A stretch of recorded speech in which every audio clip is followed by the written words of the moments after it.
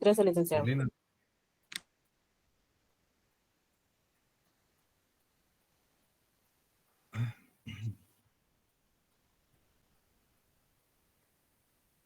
Muy bien.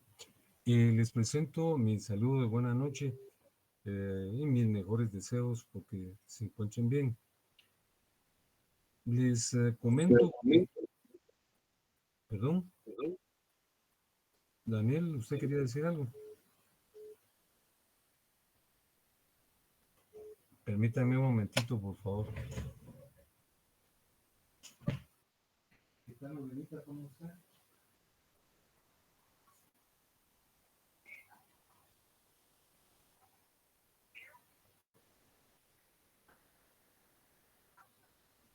No.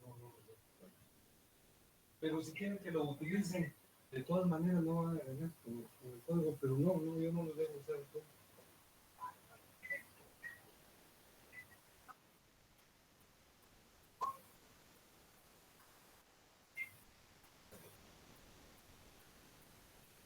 Perdón. Bueno, muchas gracias. Está todo resuelto. Gracias, Lorenita. Oye, la molesto un momento.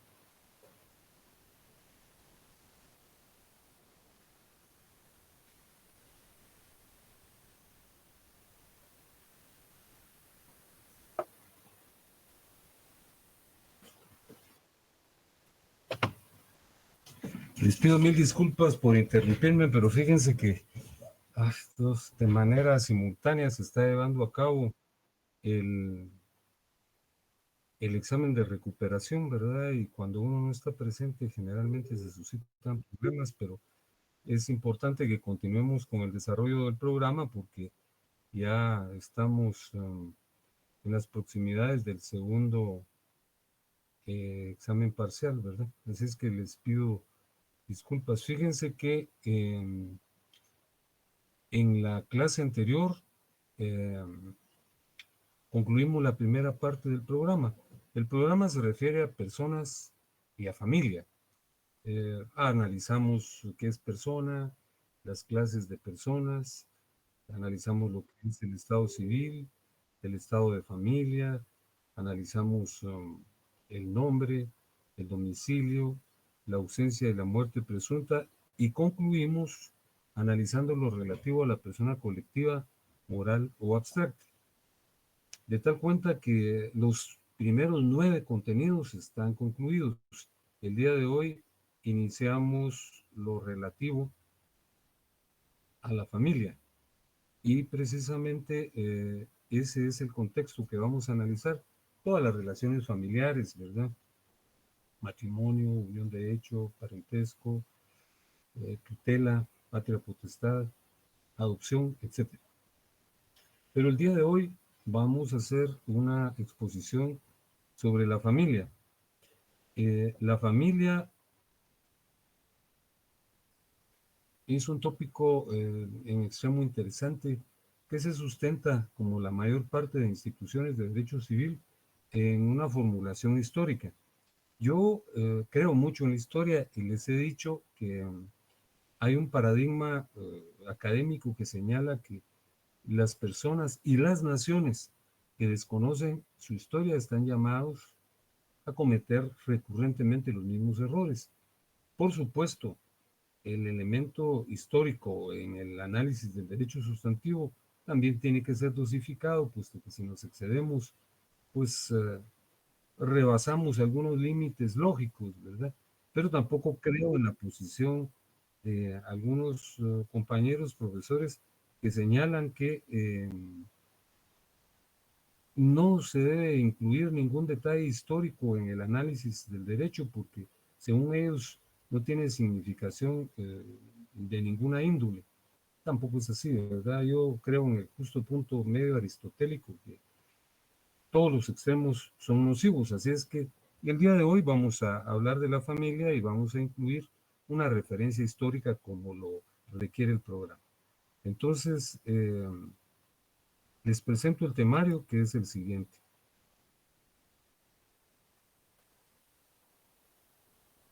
Y que ya lo tienen a la vista, ¿verdad? Sí, licenciado. Muchísimas gracias. Bueno, fíjense que vamos a hablar inicialmente, como les decía hace unos minutos, del decurso evolutivo de esta institución tan trascendente y significada que es la familia, ¿verdad? Fíjense que lo primero que vamos a puntualizar es lo relativo a la etimología de la palabra familia. Eh, las referencias históricas puntualizan que hubo en una época remota, ¿verdad? Entre el siglo IV y el primero después de Cristo, una lengua extraña que se hablaba en la península itálica. La lengua se llamaba Osca. La verdad es que es difícil puntualizar algún detalle sobre esta lengua, sobre este idioma, porque generalmente lo que se nos informa es acerca de las lenguas romances, ¿verdad? Todas aquellas que surgieron del latín, ¿verdad? Entonces, la, la lengua romance que nosotros conocemos con mayor prolijidad es la nuestra, la propia, ¿verdad? Porque el español y castellano, como se llama, también, ¿verdad? Castellano es la denominación original porque era el idioma de Castilla, ¿verdad? No existía España en esa época, pero se llama también español. Entonces, dentro de ese contexto de las lenguas romances, ¿verdad? En donde está el italiano, el francés, el español, eh, no figura esta lengua, pero la traigo a cuenta porque la mayor parte de historiadores puntualizan que la palabra familia procede de voces de la lengua osca, famulia dicen unos, famulus dicen otros, que significaba siervo. Otros opinan que la palabra familia viene de una expresión, que es la expresión bama, que significa hogar. Bueno, entonces, repito, el origen es esta extraña lengua que es poco conocida y que no figura dentro de las lenguas romances, que es la lengua osca, y los vocablos que dieron origen a la denominación familia son famulia y famulus, que según los historiadores significaban siervo, pero otros señalan que es una eh, es otra expresión que es bama, que significa hogar, ¿verdad? Bueno, ahora hablemos del desarrollo de la familia, la evolución histórica, y vamos a puntualizar de manera en extremo breve las principales etapas en el desarrollo de la palabra que estamos analizando, ¿verdad? Y de la institución que se llama familia. Fíjense que inicialmente se habla de un periodo primigenio. En oportunidad precedente establecimos la distinción entre lo que es prehistoria e historia. Señalamos que la prehistoria es aquella lejana etapa en la cual no existía más que una cultura incipiente y no había escritura. Consecuentemente no hay registros, ¿verdad? No hay datos escritos de lo que ocurrió en esa época. La estudiamos a través de conjeturas y la paleoantropología lo estudia a través de los resabios físicos y materiales que dejó esa época. Lo cierto del caso es que los seres humanos en aquella lejana época pues nos diferenciábamos muy poco de los otros entes que forman la escala zoológica, ¿verdad? Pues actuábamos también eh, dentro del contexto de los animales, pero habían algunos elementos distintivos que propiciaron la sobrevivencia del género humano. El hecho de vivir en conjunto posibilitó que el género humano no se extinguiera, ¿verdad? Las grandes bestias del cuaternario, del periodo cuaternario, pues, hubieran destrozado a un hombre, a una mujer o a unos cuantos hombres y a unas cuantas mujeres. Pero no, los hombres se reunieron y masivamente los cazaban. Y en esa época eh, la humanidad era errabunda, era trashumante, andaba detrás de los grandes rebaños, los cazaban porque la humanidad era carnívora, ¿verdad? Entonces, en esta época no se puede hablar de matrimonio porque las relaciones que existían eran relaciones endogámicas, eran promiscuas, ¿verdad? Como repito, la distinción entre los seres humanos los otros seres de la escala zoológica era mínima. Entonces, en la vinculación sexual se producía indiscriminadamente, ¿verdad? Se vivía en cuevas y todos tenían relaciones entre sí, padres e hijos, hermanos, hermanas.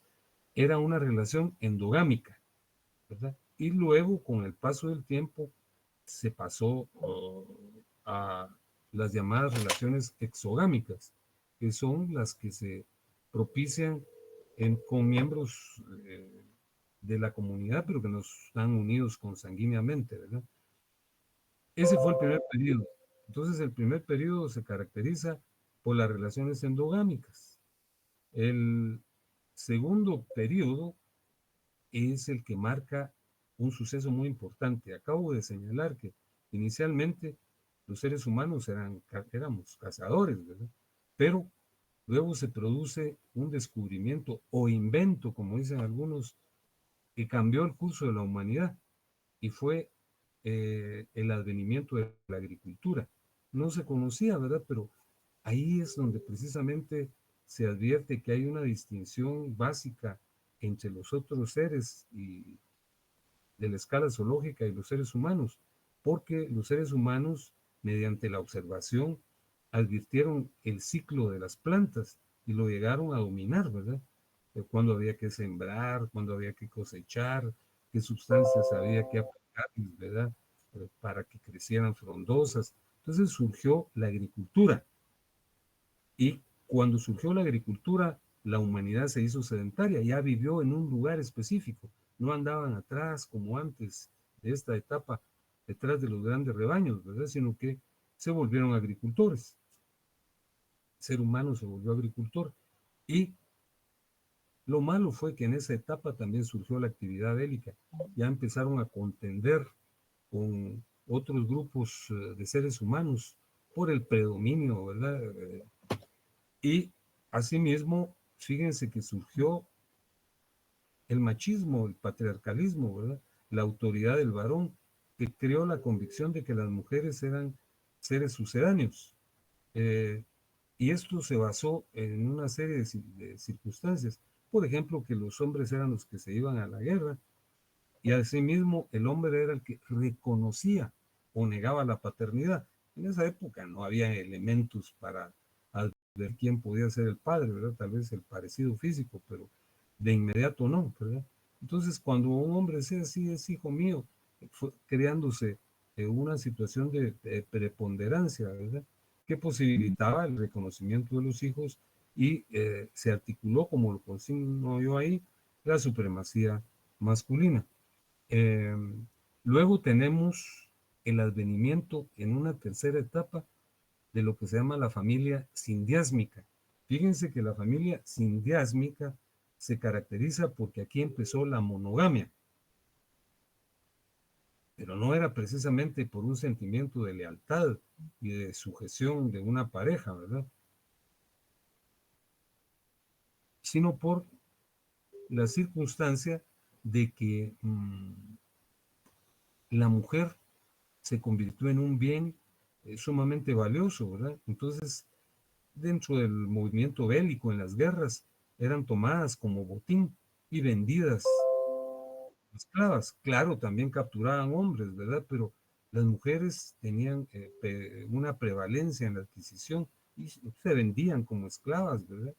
Y de esa forma fue surgiendo la sujeción de la mujer hacia el hombre y con ello el sometimiento femenino, porque ya hubo vida en pareja, ¿verdad? Indudablemente, de manera inicial, pues los varones tenían una serie de relaciones con diversas mujeres de la patria o de la gens o de la tribu. Finalmente fueron relacionándose por razones fundamentalmente rituales, religiosas, con una sola mujer, ¿verdad? Entonces, esa es la familia sindiásmica. El, el proceso de prehistoria se caracteriza entonces por un periodo primigenio en donde lo que prevalecía era la promiscuidad. Con el advenimiento de las comunidades agrícolas surgió la preponderancia masculina porque era el varón el que tenía la potestad de decir o de afirmar o de negar la relación parental con un niño. La familia es indiásmica, la mujer se convierte en botín, es vendida y es un bien que era apetecido, ¿verdad? Porque eran vendidas como esclavas y aquí se acentuó el patriarcalismo. Ahora damos un salto ya para la historia, ¿no? En Grecia, en Grecia y en Roma, que son las culturas más fulgurantes de la Edad Antigua. Fíjense que Grecia fue el faro difuminador de la cultura occidental. Roma también lo fue, pero Roma adquirió una herencia de los griegos, ¿verdad? No en el derecho precisamente, pero en las artes y en las ciencias sí. Entonces, la familia en Grecia eh, surge de la familia. La familia era concebida, miren tan lírica esta expresión, hasta quimérica, ¿verdad? Que los griegos concebían a la familia como el grupo de los que comen en la misma mesa o los que se calientan en el mismo hogar. Pues es una expresión, como les repito, lírica, quimérica, ¿verdad? Eh, en los inviernos tan severos, las personas se aproximaban al hogar, a la fogata, ¿verdad? Y se calentaban los grupos familiares, ¿verdad? Y eso era lo que propiciaba esa unión, ¿verdad? Y luego se integra la aldea. La aldea era la unión de varias familias y a los aldeanos se les conocía como homogalácticos. Miren, esta otra expresión también tiene las mismas características. Los homogalácticos eran los criados con la misma leche, es decir, todos eran parientes, ¿verdad? Eran las aldeas incipientes. Por supuesto, se fueron ampliando, de ahí surgió la gens, la tribu y la ciudad-estado griega. Esto es en cuanto a la estructura social, pero veamos la estructura familiar. Ahí prevaleció también el patriarcalismo, el machismo. El padre era líder y dueño del grupo. La mamá estaba supeditada totalmente al varón. Fíjense que los hijos varones tenían la particularidad de que al casarse integraban una familia y se independizaban, pero las mujeres no. Las mujeres seguían sujetas, solo que ahora al esposo. Primero estaban sujetas, sometidas al papá y luego al esposo. En Roma, la familia fue muy peculiar, porque la familia era en extremo numerosa, ¿verdad? Dicen que habían familias, los relatos, las referencias, las crónicas señalan que habían familias hasta de 600 miembros. Realmente no era una familia, ¿no?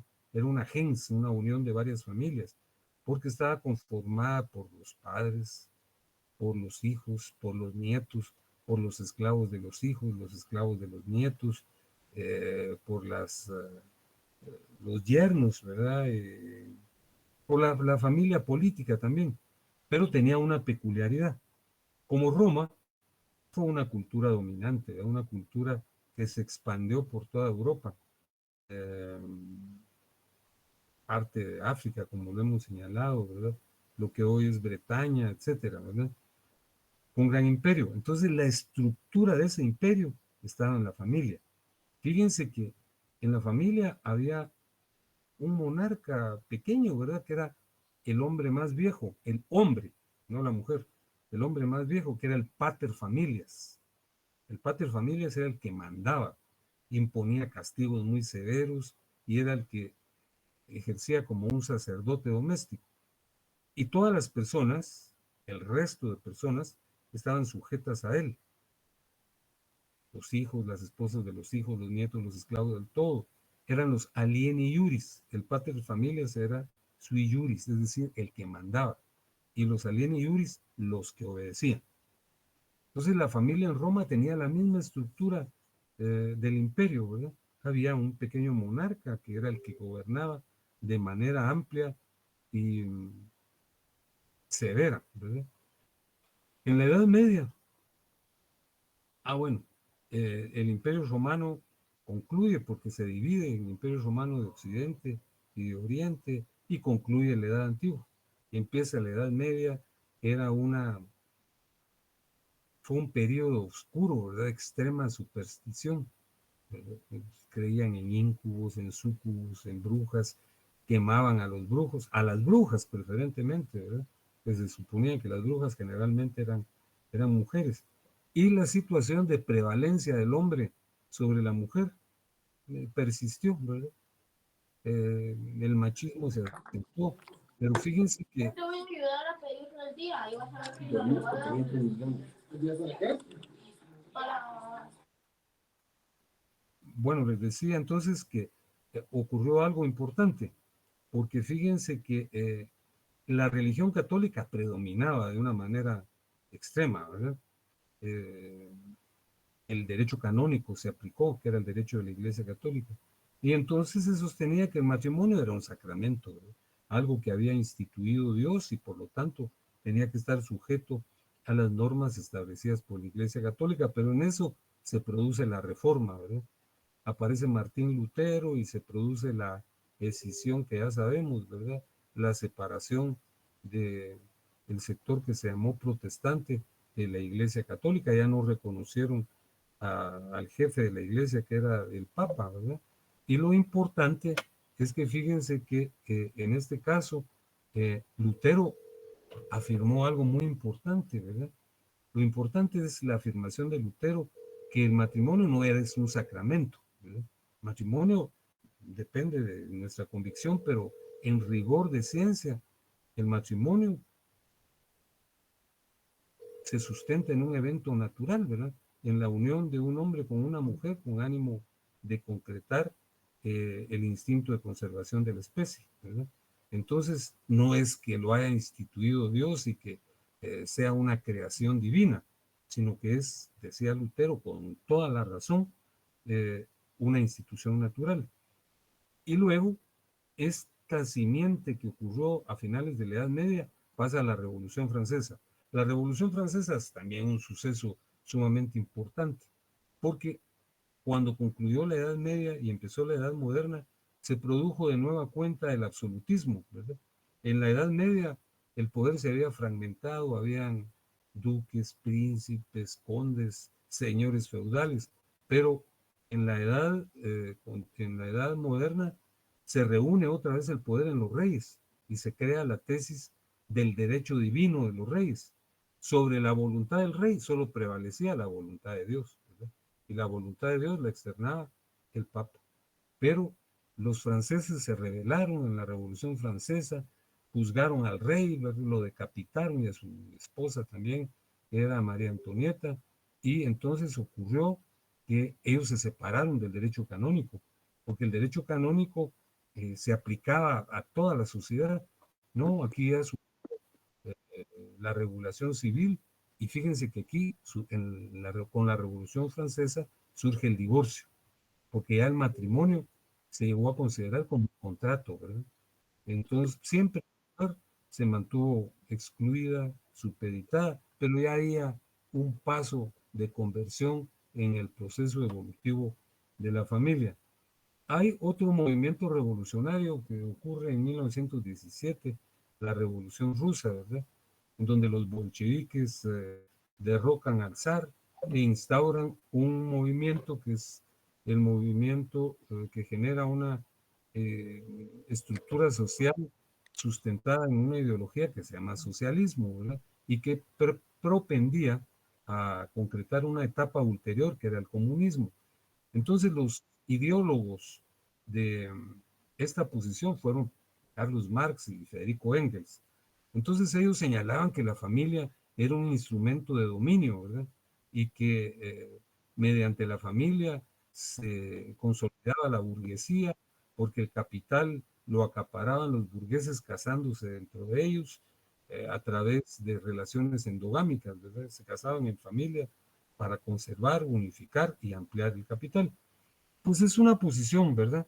Pero realmente en lo personal yo creo que la familia rebasa una serie de concepciones, está sujeta lógicamente a la estructura política que prevalece en una sociedad, ¿verdad?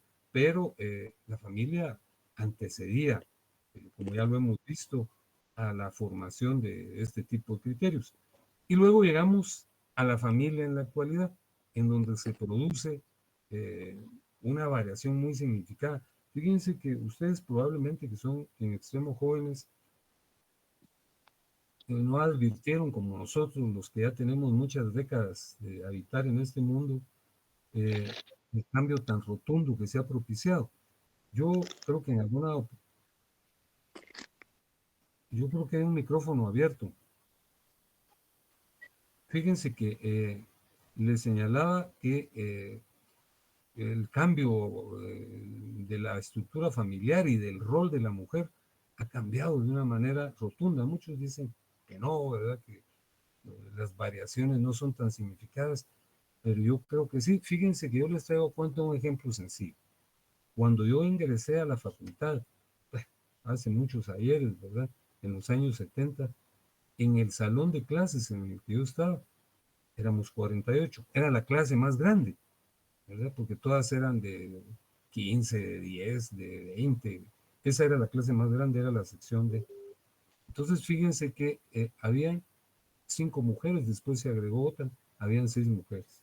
Ahora el mismo decano nos informó en una actividad de actualización que hubo el sábado que la presencia femenina en la facultad es del 55%. Hay más damas que caballeros, ¿verdad? Y de igual forma, el rol de la mujer en la vida social, laboral y profesional ha variado significativamente. Fíjense que nuestro código civil, el decreto ley 106, que data de 1963, tenía un artículo que por supuesto ya no existe, pero decía que el hombre, siempre que dotara lo necesario para la subsistencia del hogar, podía evitar que la mujer trabajara. Y de esa cuenta, mujeres muy valiosas que ya tenían títulos universitarios, ¿verdad? No podían trabajar si no tenían, entre comillas, el permiso del esposo. Ahora el rol de las mujeres ha cambiado. Algunas dicen, no, el patriarcalismo existe y vivimos sometidas. Es probable que todavía haya exclusión y discriminación, pero las mujeres han obtenido espacios muy significados que se traducen ya en la familia porque se han convertido también en un elemento que posibilita la generación de ingresos para la familia porque ejercen su profesión. En una época se sostenía que las mujeres eran proclives y estaban destinadas para realizar actividades de la casa, que eso no es peyorativo, porque eso lo tenemos que realizar todos, ¿verdad? Hombres y mujeres, debemos colaborar en las actividades domésticas, pero que eso no haya sido concebido, que eso haya sido concebido como un impedimento para que las mujeres se desarrollaran, era muy severo. Ahora la estructura de la familia pues, ha cambiado venturosamente. En algunos aspectos quizá se propician percepciones negativas y convicciones negativas, porque hombres y mujeres no debemos antagonizar, ¿verdad? Sino coexistir, cohabitar, interrelacionarnos positivamente.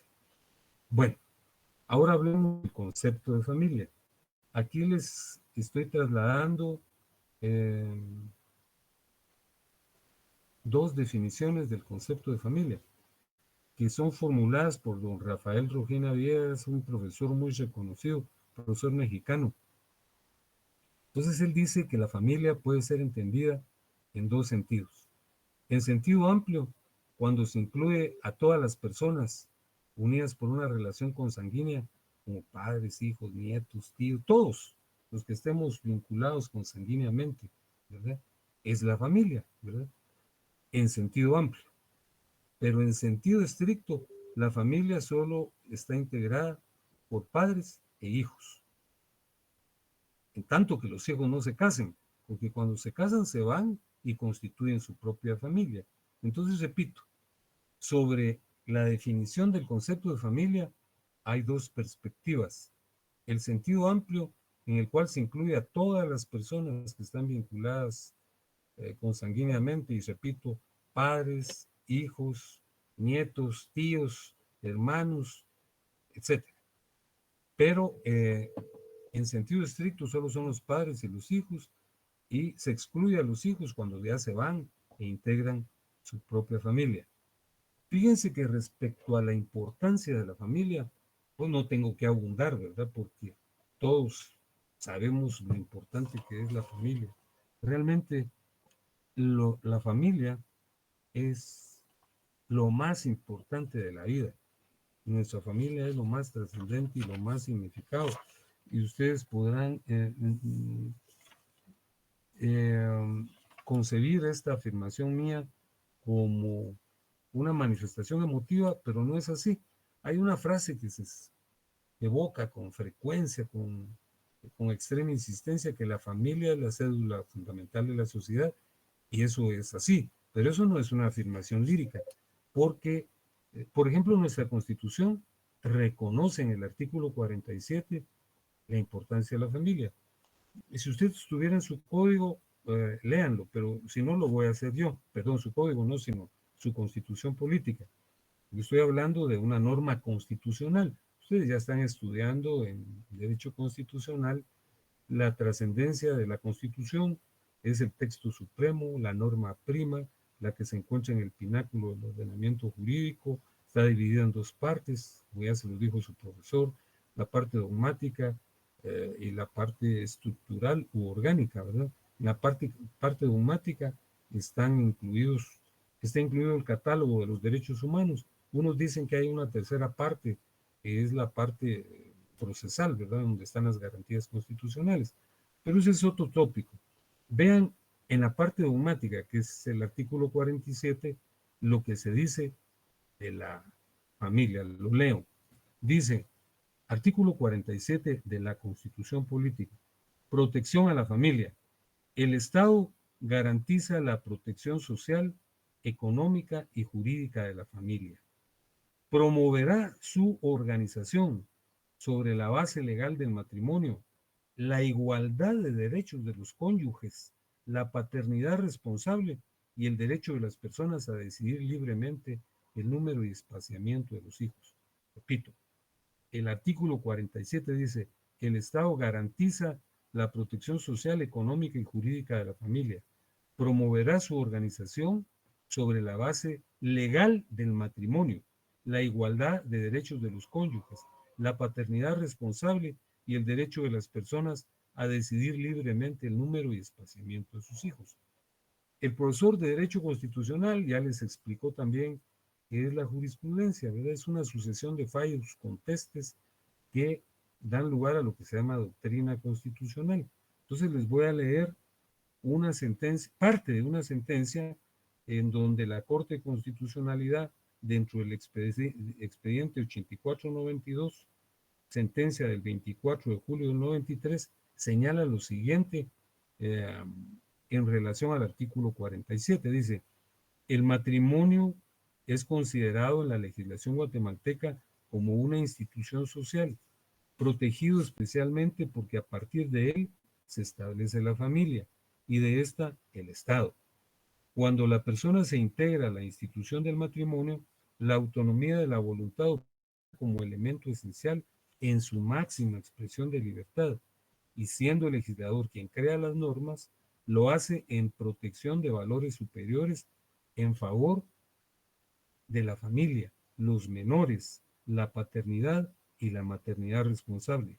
En el matrimonio hay un papel para cada uno de los cónyuges, el que determina el Estado dentro de los valores tradicionales guatemaltecos y la diversidad de concepciones, costumbres y creencias nacionales en relación con el matrimonio. Es decir, la familia es algo fundamental, y no solo porque dentro del contexto nacional lo dice la Constitución, sino aquí en el numeral 3, vean, les señalo también lo que dice la Declaración de los Derechos Humanos, que fue proclamada en 1948 por la ONU, ¿verdad? Por la Asamblea de las Naciones Unidas, en donde dice el artículo 48 que toda persona tiene derecho a una familia, salud y bienestar. Fíjense que para ir concluyendo con el tema, vamos a hablar sobre el derecho a familia. Fíjense que en su oportunidad yo les señalé que desde Ulpiano, en el derecho romano, se concebía que el contexto del derecho se dividía en derecho público y en derecho privado. Esa fue la primera clase de la que hablamos, cuando hablamos del jus civile, del edicto de Caracalla, del concepto prototípico del derecho civil en la Edad Media, de la formulación del derecho civil como derecho privado.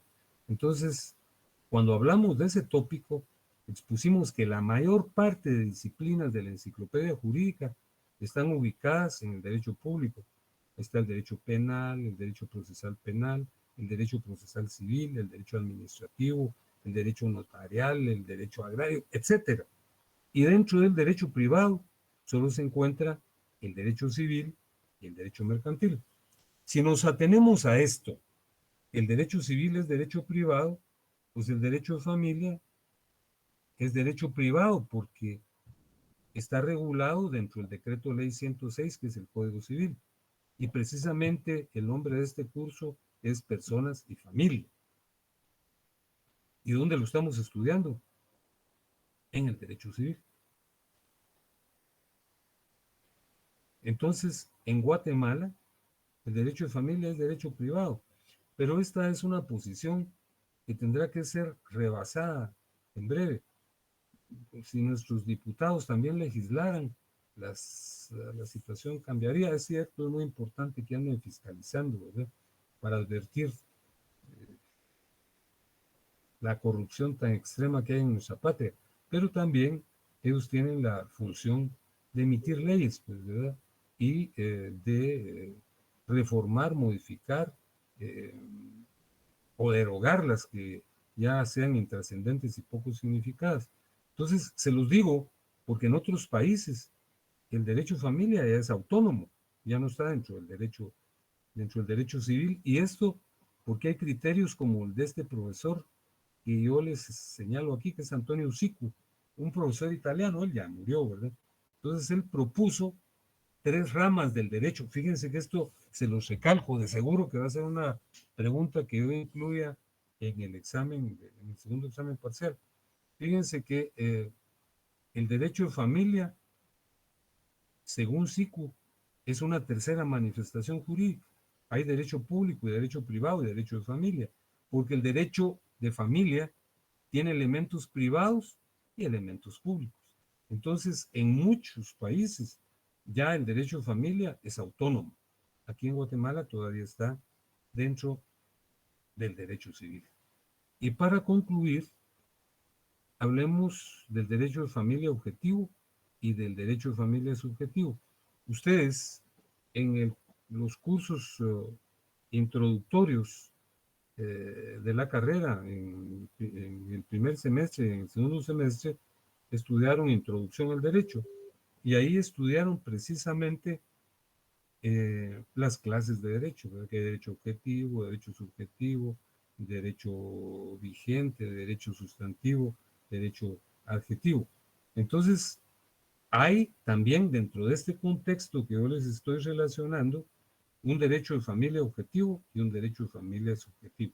El derecho objetivo es la materialización del derecho, es el conjunto de normas que emite el Congreso para regular alguna actividad. Por ejemplo, hay un código penal, un código civil, un código de notariado, etcétera. Ese es derecho objetivo. Y es tan objetivo que es material. Compramos un ejemplar de las normas, ahí está contenido el dispositivo que ha generado el Congreso. Ese es el derecho objetivo, el derecho materializado. Un conjunto de normas, como le señalo yo, que emitió el Congreso. Ahora el derecho subjetivo es de conformidad con los autores. Le señalo a García Márquez la facultad de hacer o no hacer algo. Por ejemplo, el matrimonio está regulado objetivamente porque está regulado en el Código Civil. Ese es derecho objetivo. Pero si yo quiero, me caso. Si quiero, no me caso. Esa ya es una decisión personal, es una decisión subjetiva. Entonces, el derecho de familia es subjetivo. Son las facultades que otorga el derecho objetivo y si yo quiero las uso y si no quiero no las uso. Repito entonces, Y el derecho de familia objetivo es el conjunto de normas que disciplinan las relaciones familiares. Está incluido, está dispuesto en los códigos, ¿verdad? En las leyes. Y el derecho de familia subjetivo es la facultad de hacer o no hacer algo, ¿verdad? Por ejemplo, está regulada la adopción, pero si yo quiero adopto y si no quiero, no. ¿Verdad? Si yo quiero me caso, si no, no. Eso es una decisión subjetiva. Bueno, con esto agoto el primer punto de la segunda parte del programa y el día jueves, Dios mediante, ya vamos a estudiar lo relativo al matrimonio. En tanto que eso ocurre, les deseo buena noche y estoy concluyendo después de terminar el punto sin preguntarles porque para serles honestos tengo la inquietud de qué está pasando con el examen, ¿verdad? Entonces vamos a indagar qué está ocurriendo. Les deseo que tengan buena noche y que descansen. Buenas noches, licenciado. Bendiciones. Buenas noches, Liz. Buenas noches, Liz. Buenas noches, Liz. Buenas noches, Liz. Chao.